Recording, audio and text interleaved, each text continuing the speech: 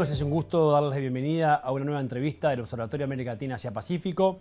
En esta ocasión tenemos la oportunidad de recibir a Rodolfo Cafaro, presidente de la Cámara Mercosur-ASEAN. Bienvenido, Rodolfo, es un gusto tenerte con nosotros aquí en la Gracias, Ignacio. Muchas gracias por recibirnos.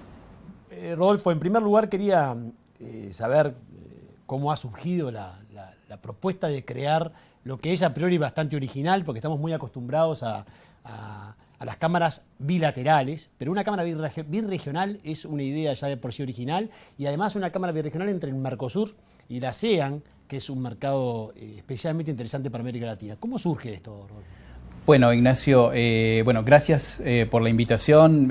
Siempre es un gusto venir para nosotros a Uruguay, que como vos sabés, en Uruguay está la sede central de esta Cámara Birregional, con lo cual llegar a Uruguay es llegar a casa para nosotros.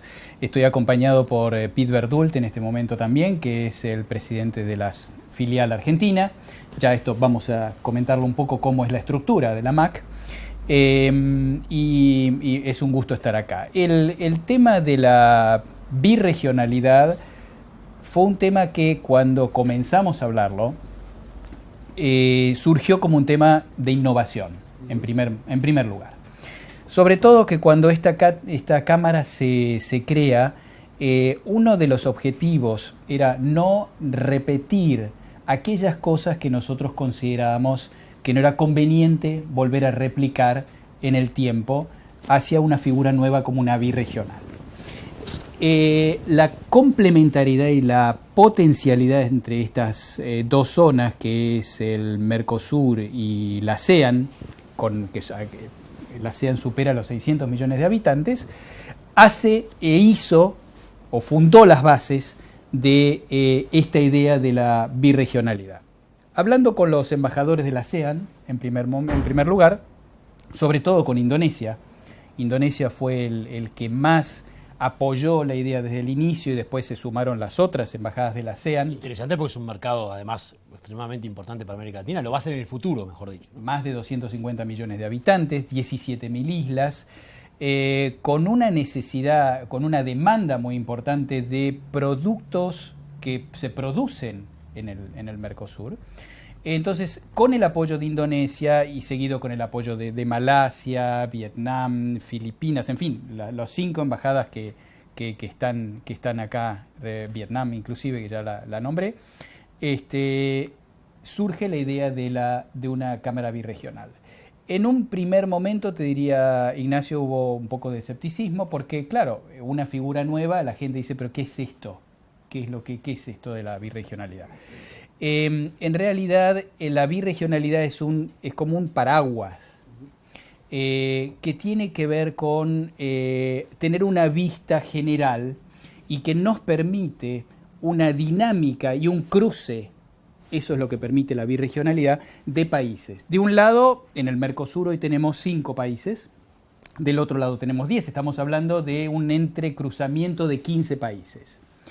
Esto lo hace muy interesante y muy dinámico porque en realidad hoy estamos hablando de Uruguay con Filipinas, mañana estamos hablando de Argentina con Vietnam, hablamos de Brasil con Malasia, como actualmente estamos trabajando Brasil y Malasia, es el punto nuevo hoy. Nuestra próxima oficina de Kuala Lumpur, el proyecto es abrirla en el primer semestre. Estamos trabajando fuertemente con Brasil ahí. Y la verdad que tiene que ver con la misma visión que tienen los institutos, el que vos presidís, Ignacio, el ALADI, esta visión de la integración y de lo regional. Creemos que es el futuro en cuanto a la concepción regional y es el futuro también de las cámaras. No perdemos la individualidad de país-país, es decir, acá a veces se confunde, pero ¿qué es esto de la birregionalidad si en realidad son 2 países? Sí, es real. La relación termina siendo bilateral, o a veces 3 países. Tenemos el caso de la intervención de 3 a la vez. Pero en realidad el concepto y la filosofía es la regionalidad. Entonces, enriquece mucho más el concepto, hace mucho más las situaciones y las condiciones y las posibilidades de un país se acrecentan mucho más si lo hace en el ámbito de la regionalidad que si lo hace solo, eso ya lo vimos. Y además es mucho más fuerte presentar una región, porque además los países en la región también se complementan, entonces lo que no tiene uno lo tiene el otro, y mostrar una foto de la región es mucho más fuerte. Nosotros tuvimos una gira el año pasado, y te puedo asegurar que la cara de sorpresa de los empresarios en la ASEAN, cuando veían países como Uruguay, como Brasil, como Argentina, era una cara de sorpresa, y lo que nos hemos dado cuenta, Ignacio, que esto es importante entenderlo, no nos están mirando. Es decir, primero no nos conocen, pero vamos un paso más allá, no nos están mirando. Miran Europa, no estamos en la agenda de ellos, están mirando Europa, están mirando Estados Unidos, no están mirando Latinoamérica. Entonces, es un objetivo súper interesante esto. Creo que tiene una potencialidad enorme y hay que trabajar mucho. Eso te iba a decir, porque mencionaste, claro, estamos hablando de 15 países, ¿no? Y además muy diversos, sí, muy diferentes y con muchas asimetrías. Entonces, concretamente, ¿qué apoyo brinda la Cámara para acercar a las dos regiones o a un país con otro?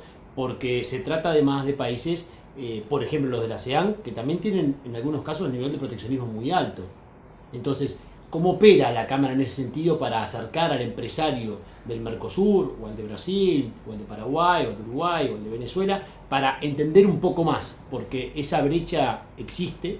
Entonces, ¿cómo podemos entender la mecánica de la Cámara desde ese punto de vista, ¿no? Bueno, básicamente, primer punto, con conocimiento. Es decir, todo el acercamiento a la región tiene que hacerse de una forma muy seria, con mucho trabajo, con información vigente. Y hay que llevar a los empresarios a aquellos campos que sean realmente competitivos. Esta es una de los servicios y los trabajos que da la Mercosur ASEAN, en cuanto a que acercamos al empresario toda la información, pero no solo se la damos desde este lado, sino que la información la generamos desde la ASEAN. Básicamente lo que nosotros hoy creemos es que hay productos que son altamente competitivos, productos de Latinoamérica, del Mercosur, que son altamente competitivos en el sudeste asiático, en la ASEAN concretamente. Entonces, lo que tenemos que hacer es, primero, traer ese conocimiento concreto a los empresarios. Ver si en el empresario que tiene intenciones de ir a la ASEAN también tiene intenciones de internacionalizarse. Esto es muy importante porque no podemos hacerle perder el tiempo ni a los empresarios, ni nosotros podemos perder el tiempo, ni tampoco a los contactos que vamos generando en la ASEAN. Entonces, es importante ver si hay vocación de internacionalización en el empresario local. Si lo hay, entonces tenemos que avanzar con la información concreta sobre productos que son altamente competitivos. Por ejemplo, viene una empresa con una paleta de 25 productos. Nos ha pasado, de esos 25 productos hemos elegido 2. Claro. Los otros 23. Le dijimos, exacto, los que pueden ser un nicho. Entonces, en eso tenemos que trabajar. Por eso a nosotros nos gusta, estábamos hablando de las ferias, nos gustan aquellas ferias temáticas donde el empresario está interesado en su temática y en profundizar con una cantidad de posibilidades, pero en su campo. Entonces, eso es interesante generarlo, pero esa información es sumamente útil y por supuesto lleva mucho trabajo.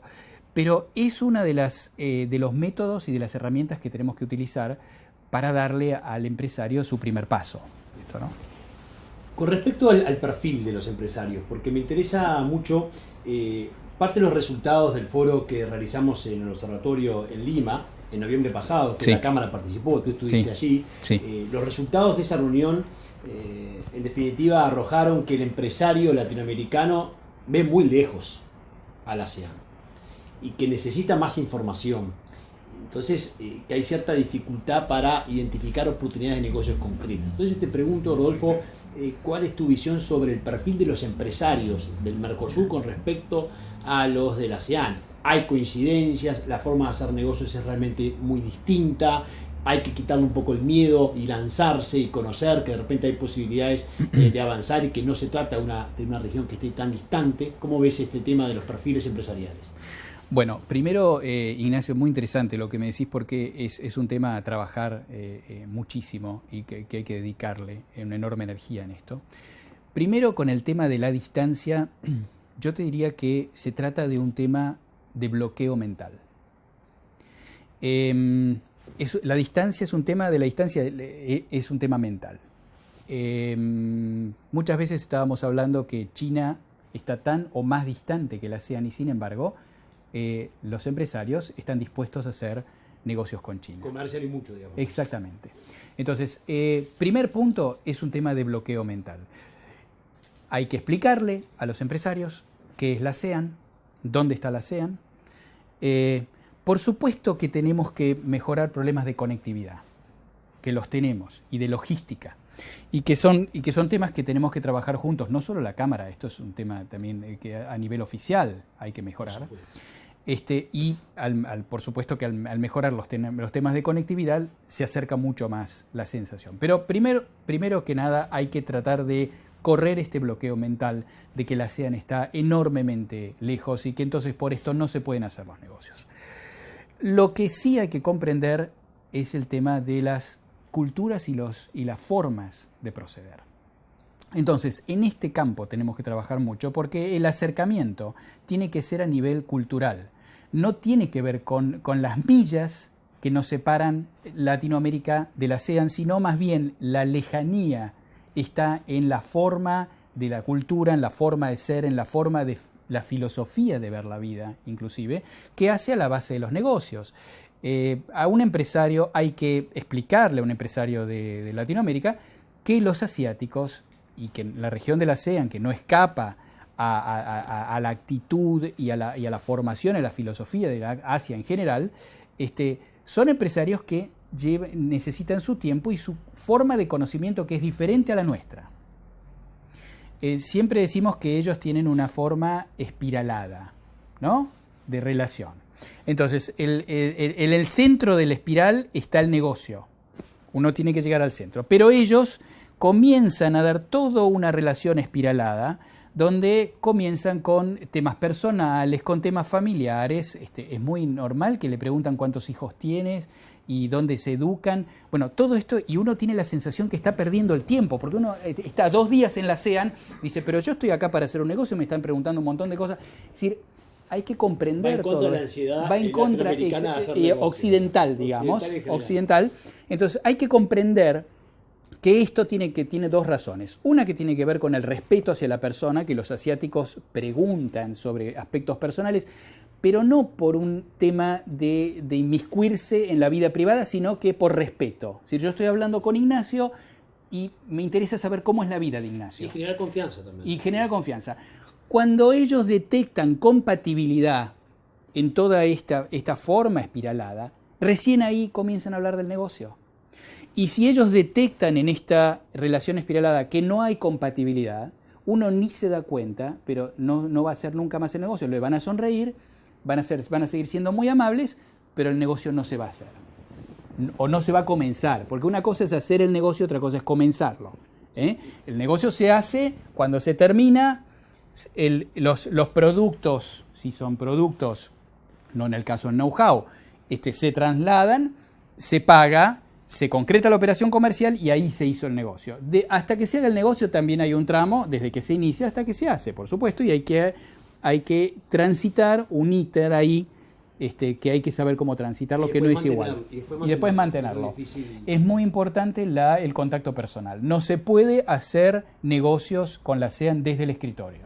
Si uno piensa que teniendo un escritorio, una oficina en Buenos Aires, en Montevideo, en Sao Paulo, mandando mails, va a hacer negocios con la ASEAN, yo diría que es muy improbable que lo haga.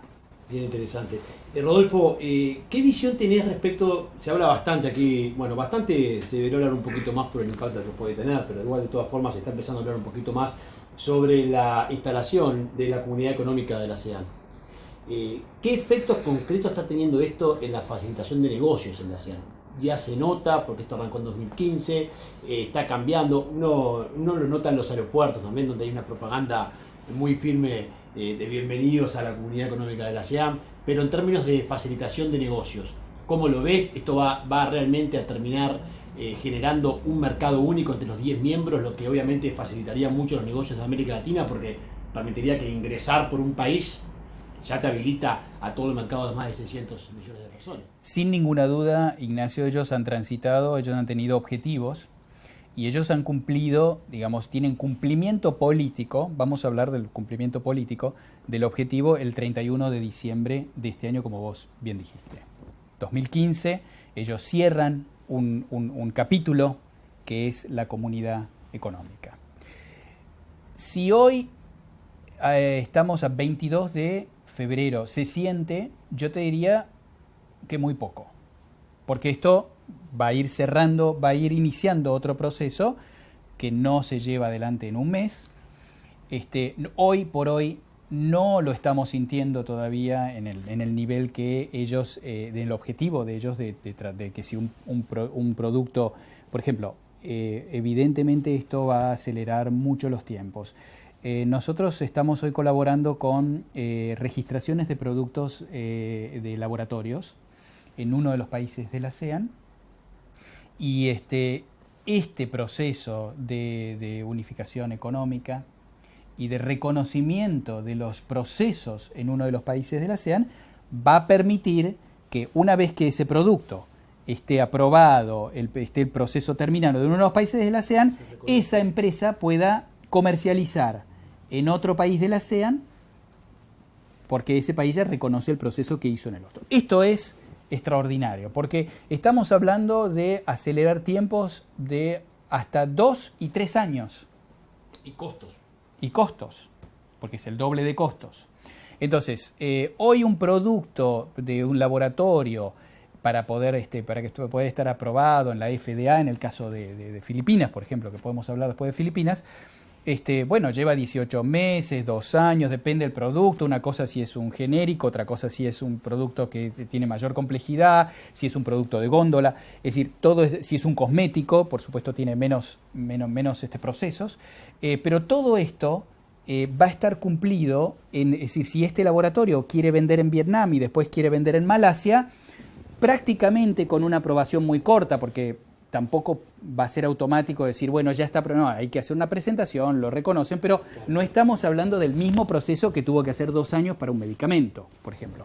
Entonces, esto sin duda va a facilitar los tiempos de inversión, porque los empresarios, lo importante para un empresario es el tiempo. Lo importante para un empresario es no tener conflictos. Nunca tener conflictos es negocio. Entonces son 2 temas que tenemos siempre que cuidar mucho: las controversias, conflictos, y el tema del tiempo. Esto va a acercar muchísimo las posibilidades de Mercosur hacia la ASEAN, sin duda, y cuando hablamos de distancia volvemos a hablar otra vez de procesos y de conocimiento y no de distancia en millas, pero esto va a acercar mucho las posibilidades de un gran mercado como es la ASEAN. Rodolfo, ¿te parece que es recomendable contar con alguna puerta de entrada en la ASEAN? Esto está bastante discutido porque me ha pasado con muchos expertos de escuchar diferentes opiniones, de que es mejor entrar por Filipinas, por Vietnam, por Singapur. ¿Cómo ves esto? ¿Es necesario una puerta de entrada? Sabemos que obviamente el mercado más importante es Indonesia, pero Indonesia está muy atrasado en todo lo que tiene que ver con, si se quiere, esto de la facilitación del comercio, sí, por más que a sí, futuro va a ser un mercado muy interesante, pero hay que entrar por un mercado, no hay que entrar. ¿Qué recomendás para tener éxito en todo el mercado de la ASEAN? Siempre este es un tema complejo para nosotros, porque nosotros sí consideramos que hay un país, hay una puerta de entrada a la ASEAN, pero siempre es muy difícil hablar frente a los embajadores, que todos son la ASEAN, y decir, bueno, no, es decir, hay que entrar por este país y no por el otro, ¿no? Sí. Es bastante, políticamente es complicado para la Cámara. Siempre lo hemos hecho con mucho cuidado esto, porque están todos los embajadores presentes. Yo te voy a hablar de nuestra experiencia. Y la experiencia de otros, ¿no? Porque es válida. La experiencia nuestra es que la puerta de entrada para nosotros es Filipinas. ¿Por qué Filipinas? Filipinas es el país más occidental, si se quiere hablar de occidental, no podemos hablar de occidental tampoco, pero es el más cercano al occidental de los 10 países. Por sus temas históricos, por una serie de pautas de ellos, por sus estudios, sus médicos, la mayoría de sus médicos van a estudiar a Estados Unidos. Esto trae una serie de corriente de mentalidad occidental, de formas de ser, que tienen que ver, además de eso, la historia de Filipinas. ¿Cómo se alimentan también, no? Cómo se alimentan, exactamente. Entonces, todo esto hace que para nosotros Filipinas sea la puerta de entrada a la ASEAN. Fíjate, Ignacio, que nosotros queríamos tener la dirección regional. Nosotros tenemos una directora regional en la ASEAN. Y nosotros habíamos pensado que la oficina tenía que ser Singapur. Singapur es para nosotros, si nosotros cuando decimos, el otro día estábamos hablando con el embajador de Tailandia, ¿no? Y yo le decía, yo cuando alguien va a la ASEAN por primera vez, le recomiendo que comience por Singapur. El embajador de Tailandia me miraba como diciendo, ¿por qué no Bangkok? Entonces yo decía, bueno, está bien entrar por Singapur primero para nosotros. Es decir, estamos hablando no de una empresa ahora, ¿eh? Estamos hablando de la aproximación humana de alguien que quiere ir para conocer la ASEAN. Digo, anda primero a Singapur, empieza por Singapur. Bueno, a una empresa nosotros le decimos, empezá por Manila, no por Singapur. Es decir, acá hay cambios con esto. Siempre es complicado hablar por dónde empezar porque la ASEAN es la ASEAN, pero nuestra experiencia es que Filipinas es una puerta muy válida para la entrada de empresas. Y luego, desde Filipinas, si hay intenciones de expansión en la ASEAN, ya es más fácil porque uno ya está en la ASEAN. Entonces, Filipinas, en nuestra experiencia, es muy recomendable. Las otras experiencias que tenemos es que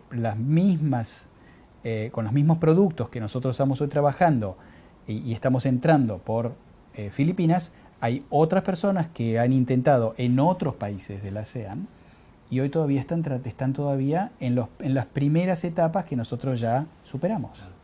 Entonces, lo que nos da la sensación es que Filipinas es una puerta válida para entrar en la ASEAN. Gracias, Rodolfo, por tu tiempo. No, por gracias. Participación en nuestro espacio de entrevistas del Observatorio. Gracias por invitarnos.